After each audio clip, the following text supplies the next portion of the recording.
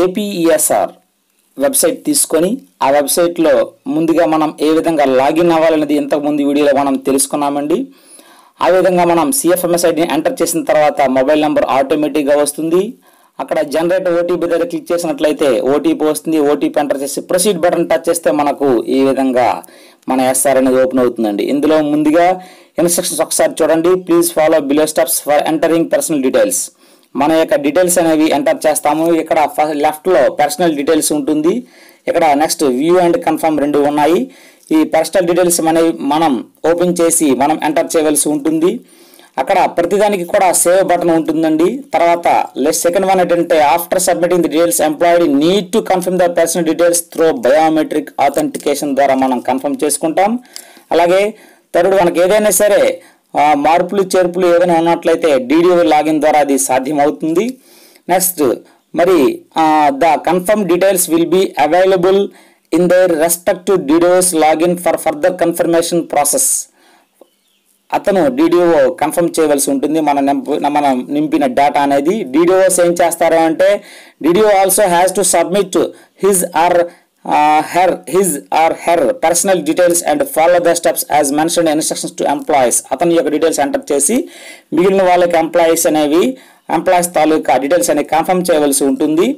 అలాగే ఇక్కడ DDO will get the list of employees personal details for confirmation in his or her లాగిన్లో confirmation ఉంటుంది. అలాగే ఏవైనా మార్పులు చేర్పులు ఏమైనా ఉన్నట్లయితే అతను కూడా బయోమెట్రిక్ ఆథెంటికేషన్ ద్వారా కన్ఫర్మ్ చేసుకుంటారు. పర్సనల్ డీటెయిల్స్లోకి వెళ్ళామండి.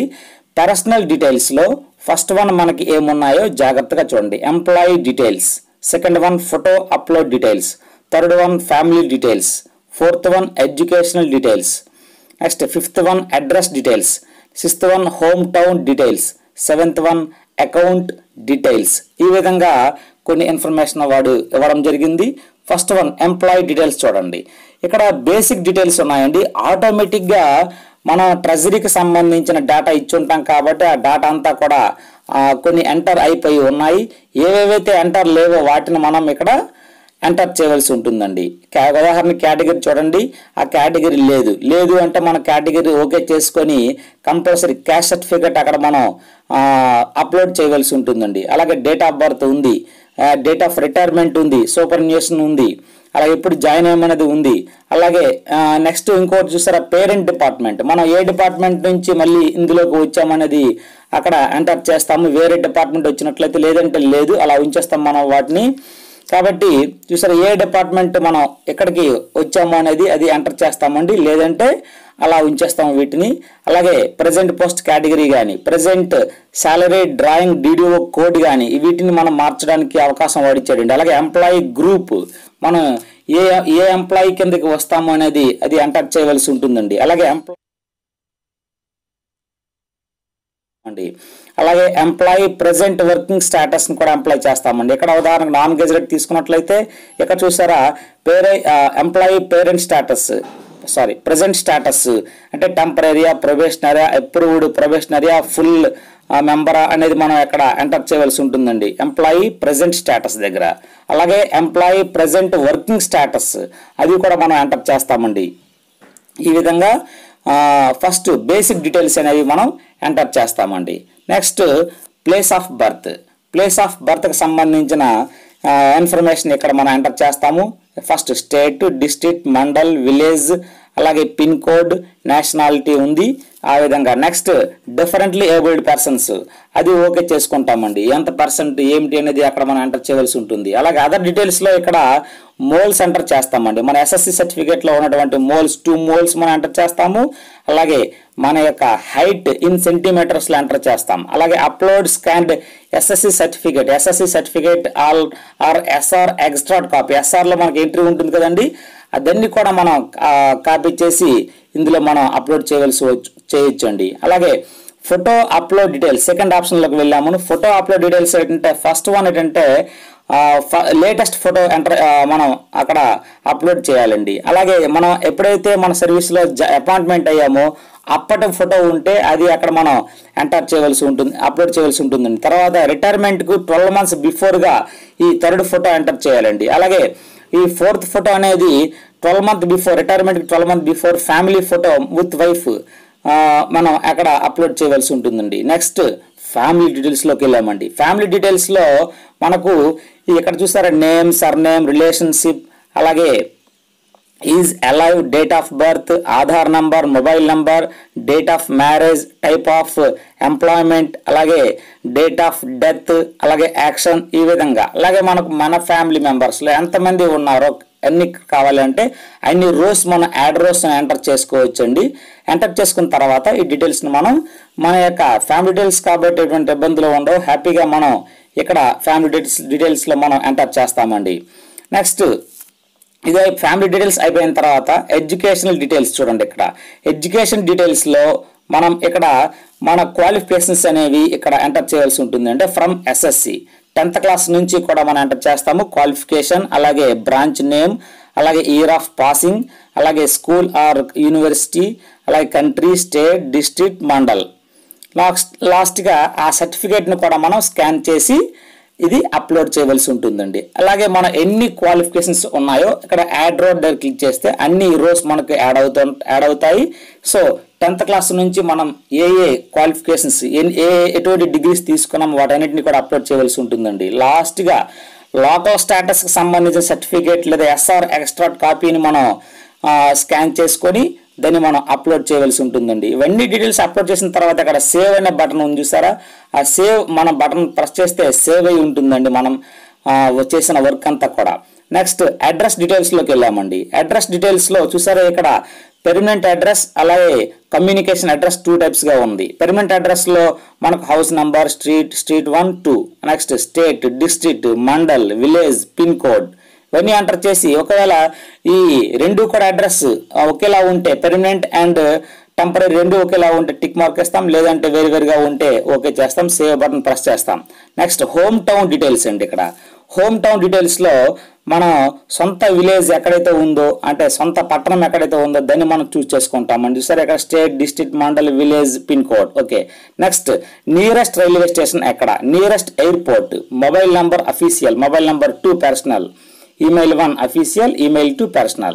ఒకవేళ అఫీషియల్ మన స్కూల్కి సంబంధించిన లేదా మన ఆఫీస్కి సంబంధించిన మొబైల్ ఉంటే ఎంటర్ చేస్తాం, లేదంటే మన పర్సనల్ నెంబర్ ఇచ్చుకుంటాం, దిస్ నో ప్రాబ్లం అండి. అలాగే ఇది హోమ్ టౌన్ డీటెయిల్స్ అనేవి కూడా సర్వీస్లో 1 టైమే మనం చేంజ్ చేసుకోవడానికి అవకాశం అనేది వాడు ఇవ్వడం జరిగిందండి. సో జాగ్రత్తగా ఎంటర్ చేయవలసి ఉంటుంది. Next account details. అకౌంట్ డీటెయిల్స్లో మన బ్యాంక్ డీటెయిల్స్ అనేవి ఫస్ట్ ఎంటర్ చేయవలసి ఉంటుంది. IFSC code, bank name, branch name, account number, అలాగే పాస్బుక్ ఫస్ట్ పేజీ యొక్క స్కాన్ చేసుకొని మనం దాన్ని అప్లోడ్ చేయవలసి ఉంటుంది ఇక్కడ. అలాగే పాన్ నంబర్ తాలూకా డాక్యుమెంట్. నెక్స్ట్ పిఎఫ్ సంబంధించిందండి. పిఎఫ్ ఏ కేటగిరీ, ఎటువంటి category, CPS, GPF, ZPF, class 4 PF, EPF ఏదైతే ఇది మనం చూస్ చేసుకుంటాం ఎంటర్ చేస్తాం. అలాగే ఇక్కడ provident fund account number enter చేస్తాం ఉన్నట్లయితే. అలాగే దానికి సపోర్టింగ్ డాక్యుమెంట్, ఉదాహరణకు మనం జడ్పిపిఎఫ్ అనుకోండి, దానికి సంబంధించిన డాక్యుమెంట్స్ బాండ్, దాని బాండ్ని కానీ మనం ఇక్కడ అప్లోడ్ చేయవలసి ఉంటుందండి. అలాగే సిపిఎస్ అయితే సిపిఎస్ సంబంధించిన ప్రాన్ నెంబర్ ఎంటర్ చేస్తాము. అలాగే ప్రాన్ కార్డ్ అనేది మనం అప్లోడింగ్ చేస్తామండి ఇక్కడ స్కానింగ్ చేసుకున్న తర్వాత. అలాగే ఏపీజీఎల్ఐ నెంబర్ అండి, ఏపీజీఎల్ఐ నెంబర్ ఎంటర్ చేస్తాము. ఏపీజీఎల్ఐకి సంబంధించిన ఒక సపోర్టింగ్ డాక్యుమెంట్ ఏమైతే మన దగ్గర బాండ్స్ ఉంటాయి కాబట్టి ఒక బాండ్ని మనం స్కాన్ చేసుకొని ఇక్కడ బ్రౌజ్లో తీసుకుని మనం అప్లోడ్ చేస్తామండి. ఇవన్నీ మనం ఎంటర్ చేసిన తర్వాత సేవ్ బటన్ టచ్ చేస్తే మనం ఎంటర్ చేసిన డేటా అంతా కూడా సేవ్ అయి ఉంటుందండి. ఈ విధంగా మనం బ్యాంక్ డీటెయిల్స్ అనేవి ఎంటర్ చేస్తామండి. ఈ విధంగా మనం ప్రధానంగా ఉన్నటువంటి ఈ డీటెయిల్స్ 7 సంబంధించిన డీటెయిల్స్ కూడా ఇబ్బంది లేకుండా ఉన్నాయి. కాకపోతే స్కాన్ డాక్యుమెంట్స్ అడుగుతుంది కాబట్టి మనం రెడీగా ఉంచుకోవాలండి. ఇవన్నీ కూడా ఇవన్నీ రెడీగా ఉంచుకున్న తర్వాత చూసారు ఇక్కడ మనం ఒకసారి మనం ముందుకు వెళ్ళాం. మళ్ళీ ఇక్కడ ఎంప్లాయీ డీటెయిల్స్ మనం చూసాము. అలాగే ఫోటో అప్లోడ్ డీటెయిల్స్ కూడా ఇందులో 4 రకాల ఫోటోలు మనం అడుగుతుంది. ఆ ఫొటోస్ని మనం రెడీగా ఉంచుకోవాల్సి ఉంటుంది. లేటెస్ట్ ఫోటో, అలాగే మన అపాయింట్మెంట్ అయ్యేటప్పుడు ఫోటో, అలాగే రిటైర్మెంట్కి 12 months బిఫోర్ ఒక ఫోటో, అలాగే రిటైర్మెంట్ 12 months బిఫోర్గా విత్ స్పౌజ్ ఒక ఫోటో, అలాగే ఫ్యామిలీ డీటెయిల్స్లో మన ఫ్యామిలీ మెంబర్ సంబంధించిన ఇన్ఫర్మేషన్ అంతా కూడా ఇక్కడ ఎంటర్ చేయవలసి ఉంటుంది. అలాగే ఎడ్యుకేషన్ డీటెయిల్స్ మన క్వాలిఫికేషన్ ఫ్రమ్ ఎస్ఎస్సి టు ఎంతవరకు కూడా మనం కంప్లీట్ చేసామనేది ఆ డీటెయిల్స్ అనేవి అవన్నీ కూడా ప్రతి సర్టిఫికేట్ కూడా మనం ఇక్కడ అప్లోడ్ చేయవలసి ఉంటుందండి. అలాగే లోకల్కి సంబంధించిన ఏదైనా సర్టిఫికేట్ లేదా ఎస్ఆర్ ఎక్స్ట్రాక్ట్ కాపీ మనం ఎంటర్ చేయవలసి ఉంటుంది, ఇక్కడ అప్లోడ్ చేయవలసి ఉంటుంది. అలాగే అడ్రస్ డీటెయిల్స్ ఇక్కడ చూసారా, మన పర్మనెంట్ అడ్రస్ అలాగే టెంపరీ అడ్రస్ రెండు కూడా ఎంటర్ చేయవలసి ఉంటుంది. ఇక్కడ సేమ్గా ఉంటే మధ్యలో టిక్ పెట్టేస్తే సరిపోతుంది. అలాగే హోమ్ టౌన్ డీటెయిల్స్ కూడా మనం ఎంటర్ చేస్తాము. అలాగే అకౌంట్కి సంబంధించిన డీటెయిల్స్ కూడా జాగ్రత్తగా మనం ఎంటర్ చేయవలసి ఉంటుంది. అయితే ఈ డేటా అంతా కూడా ఎంటర్ చేసిన తర్వాత ఎంఈఓ గారు కన్ఫర్మ్ చేస్తారు కాబట్టి there is no problem at all అండి. ఒకసారి మనం ఎంటర్ చేసి చెక్ చేసుకొని 2-3 సార్లు మనం చెక్ చేసుకునే డేటా అంతా కూడా అంతా కరెక్ట్గా ఉంది అనుకుంటే అప్పుడు ఎంఈఓ గారు ఓకే చేసి ఏదైనా మార్పులు చేర్పులు ఉంటే ఎంఈఓ గారు చేయొచ్చు. ఆ విధంగా మనం వెళ్తామండి. తర్వాత ఈ సెకండ్ ఆప్షన్ ఏంటంటే వ్యూ అండ్ కన్ఫర్మ్. మనం ఎంటర్ చేసిన డేటా అంతా కూడా ఇక్కడ మనకు కనిపిస్తుందండి.